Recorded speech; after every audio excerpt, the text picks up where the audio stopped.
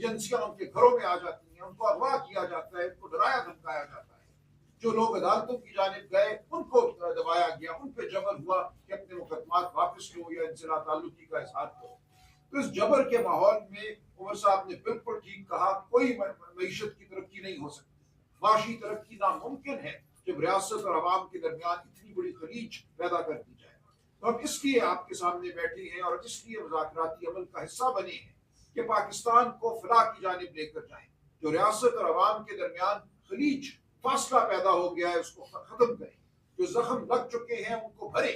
लेकिन हमें नजर नहीं आ रहा, हमें वो ख्वाहिश जो हमारे दिलों में है वो दूसरी जानिब नजर नहीं आ रही।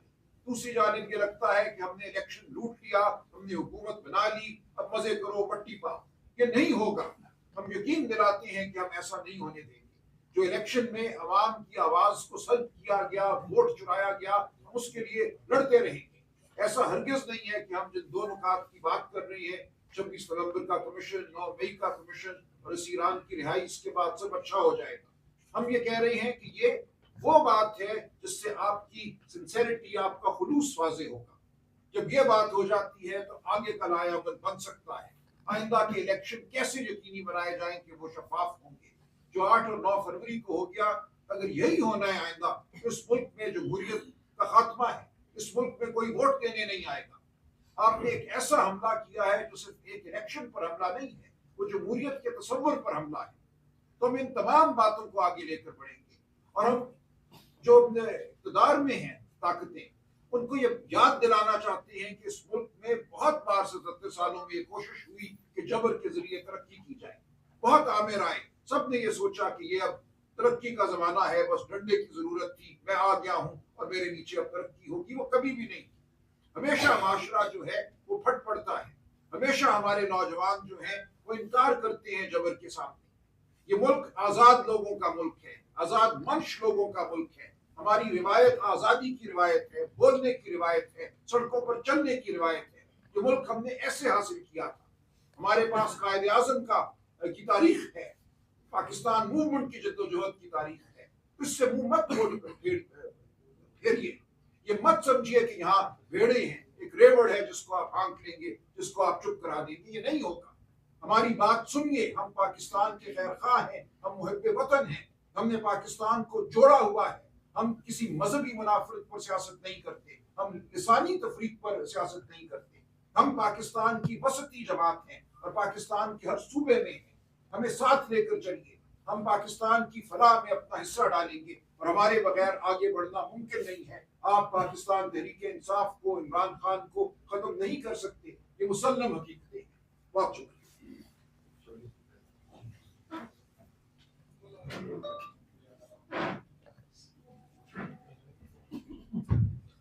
बिस्मिल्लाहिर्रहमानिर्रहीम। मेरे दोस्तों ने अक्सर बातों को कवर कर लिया है। मैं सिर्फ यहाँ पे एक मुख्तसर आपके सामने सूरत हाल रखता हूँ, क्योंकि इस वक्त हमारी कानूनी पोजीशन है।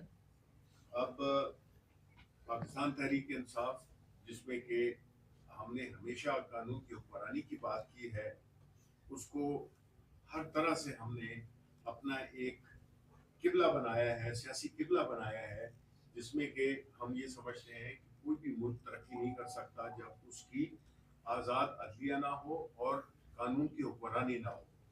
अब दो केसेस हैं, एक जो कि तोशा खाना का है, जिसके बारे में कल इस्लामाबाद हाई कोर्ट ने अपनी एक डिटेल जजमेंट दी, जिसमें कि ये साफ पता चला कि खान साहब पे ये केस बनता ही नहीं था। और जिस तरीके से इस केस को चलाया गया, जिस तरीके से उनको कसूरवार ठहराने की कोशिश की गई, वो सब चीजें अब अया हो गई हैं कि वो बिल्कुल एक झूठ पे मबनी एक केस था और सियासी बुनियादों पर उन पे ये केस लगाया गया था। उसके अलावा जो अलकादर पे आप आ जाए, वो जजमेंट, जिसके ये वो वाला केस है जबकि 9 मई को खान साहब को उठाया गया था इस्लामाबाद हाई कोर्ट की प्रेमिसेस से, और ये वही केस है जिसमें कि खान साहब पे अभी जिसका कि फैसला अनाउंस नहीं हो रहा। क्यों नहीं हो रहा, ये हमें इसकी बहुत तशवीश है कि इसकी जजमेंट फौरन आनी चाहिए। किस चीज का इंतजार हो रहा है? मुख्तलिफ चेमगोइयां हो रही हैं। उसमें ये एक ऐसा क्लासिक केस है जिसमें कि आप बुनियादी तौर पर सोशल वर्क को सजा देंगे। खान साहब को सजा नहीं है, ये इस मुल्क में हर उस शख्स के लिए सजा है जो कि कोई अच्छा काम करेगा, जो कि फलाही काम करेगा, गरीब लोगों के लिए करेगा। और ये कोई पहली दफा नहीं है। इमरान खान का ये पूरी जिंदगी का उनका वो रहा है जिसमें कि उन्होंने शौकत खानम अस्पताल बनाया, जिसमें उन्होंने नमल यूनिवर्सिटी बनाई, जिसमें उन्होंने ये फिर तीसरी अपने दौरान, अच्छा ये जब कर रहे थे उस वक्त वो हुकूमत में नहीं थे, उन्होंने अपनी पॉपुलैरिटी को, अपने नाम को इन कैश अवाम के लिए किया, उन गरीब लोगों के लिए किया जो कि लाखों रुपए करोड़ों रुपए का इलाज कैंसर जैसा मूजी मर्ज से नहीं करा सकते थे। उसके अलावा यूनिवर्सिटी भी बनाई। तो ये जो अल-कादर यूनिवर्सिटी थी जिसमें कि खान साहब और बुशरा बीबी ट्रस्टीज हैं, जिसमें कि एक पैसे का ये साबित नहीं हो सका, ये एक पैसा भी उनको मिला हो, न मिल सकता है, क्योंकि ट्रस्ट एक ऐसी चीज है जिसमें कि कोई आपको कोई फायदा नहीं हो सकता। तो उसकी सजा दी जा रही है पाकिस्तान के उन मुखय्यर हज़रात को, या वो लोग जो अपने अच्छे नाम को इस्तेमाल कर सकते हैं एक फलाही काम में, उसके लिए उनको सजा दी जा रही है कि उन्होंने ये अच्छा काम क्यों किया, और पाकिस्तान में आइंदा कोई इस चीज की जरूरत ना करे कि वो कोई फलाही काम कर सके जिससे कि गरीबों के लिए कोई मौके पैदा हो सके। देखिए ये चीजें हर जगह डिस्कस होती हैं, तारीफ बड़ी तल्ख होती है जब आप इस तरह के फैसले, आप इस तरह के अदालतों को इस तरह से फैसले कराएंगे, और जिस तरह से हो रहे हैं, ड्यू प्रोसेस नहीं मिल रहा। हमारा जो अलमिया है, हम जो डिमांड कर रहे हैं, जो भी हमने गुफ्तगू की है, पाकिस्तान तहरीक इंसाफ किसी से कोई वो नहीं मांग रही है कि जी आप हमें रियायत दें, या आप हमें बगैर किसी चीज के आप हमें कोई भीख मांग रहे हैं कि हमें आप रिहा कर दें। हम जो कह रहे हैं कि जो अदालतें हैं उसमें हमें ड्यू प्रोसेस मिलना चाहिए, जो तरीकाकार है मुकदमों को आगे ले जाने का, उनको मुकम्मल किया जाए। लेकिन ये नहीं हो सकता कि आप कानून को एक साइड पे रखें और तय ये कर लें कि जिस शख्स को सजा देनी है, अब कैसे करनी है, चाहे आप कानून, ज़ाब्तों, एथिक्स, कोई भी चीज है उस पर फलांगते हुए, उसको रेंगते हुए आप जाएंगे, और आप जो है तो इंसाफ इस तरह से देंगे जिसको कि इंसाफ कहना भी वो है गाली है। तो इस तरह जो है तो मुल्क नहीं उसमें इस्तेकाम आ सकता। मुल्क की सबसे बड़ी सियासी जमात का लीडर, मुल्क की सबसे बड़ी सियासी जमात, उसको आपने दीवार से लगाया हुआ है। और ये जो जाली हुकूमत है, इन्होंने कभी ये उड़ान का प्रोग्राम देते हैं, ये सारा फ्रॉड है, बिल्कुल फ्रॉड है। क्योंकि ये भी वही एहसन इकबाल है जिसने कि वो कभी 2010 का विजन दिया, तो कभी 2025 का विजन दिया, कभी 2030 का विजन दे रहा है। सारी ये खोखले नारे हैं, ये खोखला प्रोग्राम है जिसको कि ये दिन रात आके और टीवी पे आके लोगों की आंखों में धूल झोंक रहे हैं। इकोनॉमी बिल्कुल ठीक नहीं है, ग्रोथ जीरो है। और जो फाइनेंस मिनिस्टर कल जो उन्होंने फाइनेंस कमेटी में कहा कि जी वो ग्रोथ करने नहीं देंगे क्योंकि वो नहीं समझते हैं कि हम उनको स्टेबलाइजेशन चाहिए, आपको जीरो ग्रोथ है। आप जो है IMF के प्रोग्राम को एक तरफ चल रहा है और एक इंडिपेंडेंट आपने प्रोग्राम चल रही है, ये सिर्फ धोखा देने के लिए, होगा नहीं इनसे, नहीं ये कर सकते हैं, क्योंकि जो जमीनी हकायक है वो बिल्कुल मुख्तलिफ है। लोग महंगाई से उनकी कमर टूट गई है, महंगाई ने हर चीज को बिल्कुल पाकिस्तान में, वो गरीब लोगों को, मिडिल क्लास लोगों को, कितने लोग हैं जो कि पॉवर्टी में चले गए हैं। इसी तरह हम ये समझते हैं कि ये सारी चीजें जुड़ी हुई है, मईशत जुड़ी हुई है सियासी इस्तेकाम से। सियासी इस्तेकाम कैसे आएगा? जब इंसाफ होगा और आप ऐसे सियासी मुकदमात बनाकर और एक पाकिस्तान की सबसे बड़ी सियासी जमात को आप नहीं खत्म कर सकते, लोगों के दिलों से कोई नहीं निकाल सकता इमरान खान को। तो ये सारी चीजें समझनी चाहिए और हुकूमत को चाहिए कि वो एक कब्जा किया हुआ है उसने, वो इस किस्म की उसको अवाम की पजीराई हासिल नहीं है। 2-3-4 महीनों की ये मेहमान हुकूमत है, इनसे न तो इस्लाहात होंगी क्योंकि इनके पास पब्लिक सपोर्ट नहीं है, न इनकी नीयतें ठीक है। ये आए हैं, अपने केसेस माफ करवा दिए इन्होंने, नैब की भी अमेंडमेंट्स कर दी, इलेक्शन का जो रूल वो थे, इलेक्शन एक्ट था, उसमें भी तब्दीलियां कर दी और मुल्क को जो है तो वो बिल्कुल एक ऐसे उसमें ले आए हैं जिसमें कि हम बिल्कुल मफलूज होकर रह गए।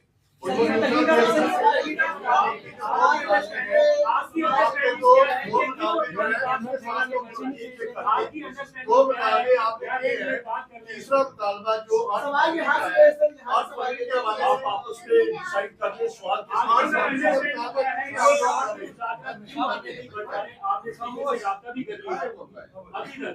आपको क्या लगता है कि स्पीकर से राब्ते के बावजूद मामला कहाँ पर रुका है? हुकूमत क्यों रिलेक्टेड है आपको इजाजत देने से? ये सवाल बड़ा अच्छा सवाल है, ये जरूर उनसे हुकूमत की साइड से पूछेगा। सर ये बताइएगा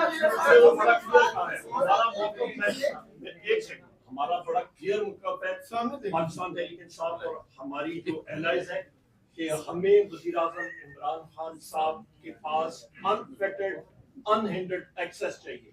अभी तक वो या पूरा नहीं कर सकते हैं तो फिर ये सवालिया निशान हुकूमत पे है और उनके इरादों पे है। तो आपके सुने जा रहे हैं। तीसरा जो 8 फरवरी की डकैती हुई है उसके ऊपर अब उस तरीके से बात नहीं हो रही। दूसरा ये बता दें कहीं ये तो ऐसा तो नहीं है कि इस डर के मारे कि कहीं आरटीएस की बात की इसकी बदले में ना की जाए, ये मसला तो नहीं है।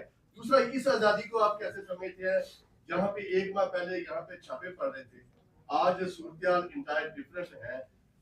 आपने कहा कोई डील नहीं हो रही, डील भी नहीं हो रही, ये डील भी नहीं है और डील भी नहीं है, क्या कहते हैं? बड़ा अच्छा सवाल है। मैं इसलिए मुस्कुराया आपके सवाल पे। आपने बात की कि 8 फरवरी पे जो डकैती हुई है हमारे खिलाफ, बिल्कुल हुई है। तो जो धोबी पटकार उनका निकला था, अवाम ने निकाला था, वो वजीर आजम इमरान खान साहब ने खुद ये 2 मुतालबात सामने रखे हैं। बाकी सारी चीजें उसके बाद आएंगी।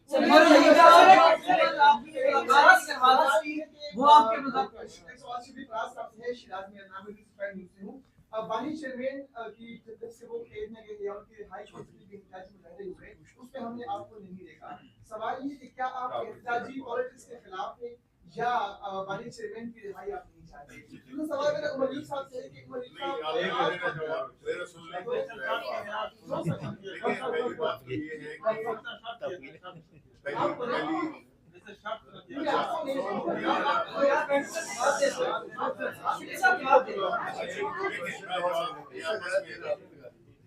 देखिए, जहाँ तक पार्टी में हर एक शख्स का अपना एक रोल होता है।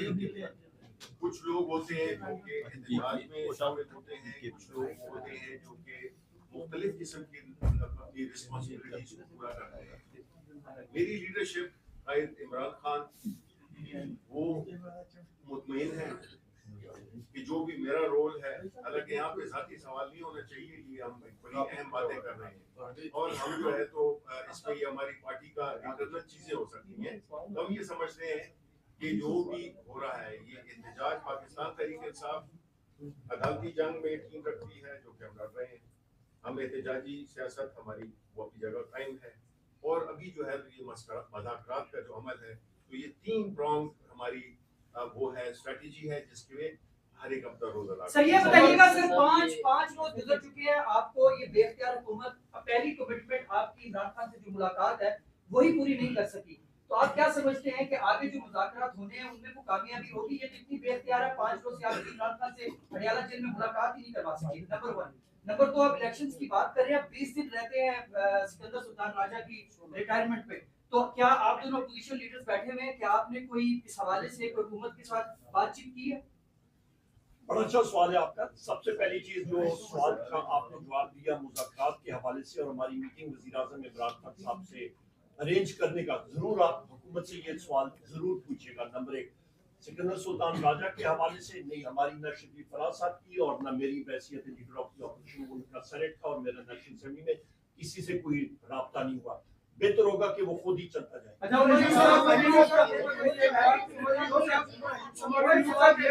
मुझे ये बताइएगा, आपने बीच में एक प्रेस कॉन्फ्रेंस के दौरान कहा था कि हम चाहते हैं कि फ्री एंड फेयर इलेक्शन हो तभी माहौल बेहतर हो। क्या आप नए इलेक्शन का मुतालिबा कर रहे हैं? और दूसरा, तहरीरी मुतालिबात पेश करने में हरज क्या है, जरा तफसील से बताइएगा। बड़ा अच्छा सवाल है जी आपका। सबसे पहली चीज खान साहब ये है कि जनाब फ्री एंड फेयर इलेक्शन देखें, मुल्क में जिस वक्त अफरा तफरी होती है, जिस वक्त ये सारे मसाइल होते हैं, वो इस माहौल में सिर्फ एक मजबूत और वो लीडरशिप मुल्क को इस झंझट से निकाल सकती है जिसके ऊपर अवाम का एतमाद मिला है।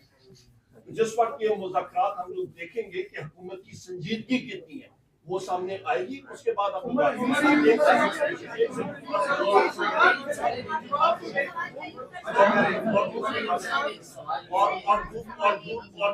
दूसरा सवाल आपका क्या था? तहरीरी मुतालबात का हमने वाज़ेह तौर पे कहा है कि हमारा एक्सेस वज़ीर-ए-आज़म इमरान खान साहब तक होगा, उनके साथ बहुत सारी चीजें डिस्कस करनी है, उसके बाद होगा। देखिए इजाफा करना चाहूंगा। देखिए 8 फरवरी को अवाम ने दो टोक अपना फैसला दे दिया था, उस फैसले को झुटलाया गया। हमारे मुकदमात अदालतों में हैं। एक कानून था 8 फरवरी 2024 को कि मुकदमात हाजिर सर्विस हाई कोर्ट के जज सुनेंगे। इस हुकूमत ने, इस पार्लियामान ने जो फॉर्म 47 की बुनियाद पे आई, आते ही कानून को तब्दील कर दिया और ये कहा कि इलेक्शन कमीशन अपनी मर्जी से रिटायर्ड जज लगाएगा जो मुकदमात सुनेगा। ये वो पहली बदनीयती थी जिससे पूरी बात वाज़ेह हो गई कि नहीं चाहते कि इस मुल्क में जमहूरियत हो। अब हमारे मुकदमे अदालतों में लटके हुए हैं, हमें कोई तरीका नजर नहीं आ रहा कि इनको आगे हम कैसे बढ़ाएं, क्योंकि उन्होंने ये मुकदमे उन लोगों को दे दिए हैं जो इनके अपने चुने हुए लोग हैं। इसलिए उमर साहब ये कह रहे हैं कि अगर हमें आगे बढ़ना है और जल्दी आगे बढ़ना है तो हमें एक शफाफ इलेक्शन कराना होगा, वरना हम बिल्कुल समझते हैं कि 8 फरवरी का मैंडेट हमारा है।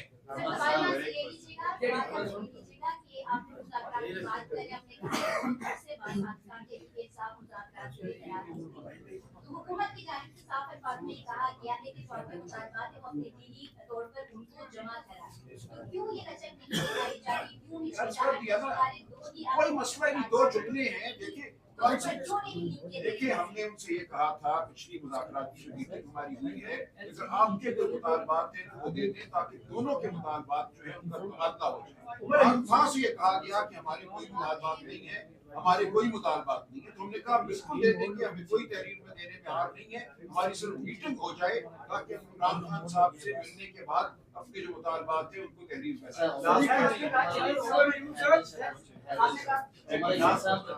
अच्छे सवाल तो होंगे सारे।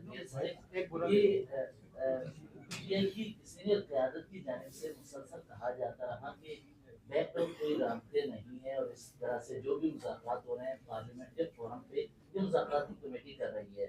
अभी थोड़ी देर पहले अलीमा खान साहिबा ने कहा कि अली अमीन गन्नापुर हाउस अरेस्ट जो कि बनी गाला में उसके आप पर लेकर आए, तो हम ये समझे कि शायद पीटीआई की क़यादत या अलीमा खान दोस्त क्या कह रही है या पीटीआई की क़यादत को मुकम्मल मालूमात नहीं है, क्या ये समझे? देखिए ऐसा नहीं है। कल ये इमरान खान साहब से जेल में भी सवाल हुआ था, उन्होंने यही कहा कि ये बात उड़ाई जाती है, कहीं ना कहीं से आती है, ये कोई बाज़ाब्ता बात नहीं है, ये सेकंड हैंड किस्म की बात है।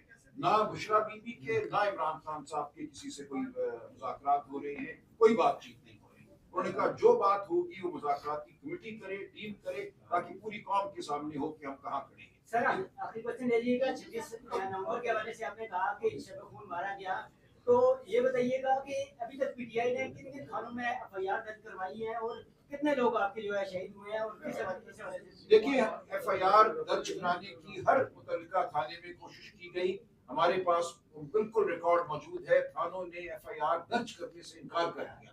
हम उसके बाद कानून में ये तरीका है कि अगर एफआईआर दर्ज ना हो तो आप अदालत जा सकते हैं ये कहने के लिए कि एफआईआर दर्ज की जाए। हम अदालत गए, मैं नाम नहीं लेना चाहता उस शहीद के खानदान का जो गए, अदालत वो गए, उनके खानदान को हम ले गए खैबर पख्तूनख्वा, क्योंकि हमें डर था कि इनके ऊपर दबाव आएगा। जो बहनें ही सिर्फ क्या रह गई थी शादीशुदा, उनके घर लोग पहुंच गए और उन पे जबर किया गया कि मुकदमा वापस लो, इससे नाताल्लुकी का इजहार करो। ये है वो सूरत हाल। यहाँ पे ये मैं वाज़ेह करता चलूं, जो बैरिस्टर सलमान अकरम राजा साहब ने बात की, आपकी वफाकी हुकूमत की मुदाखलत कितनी है।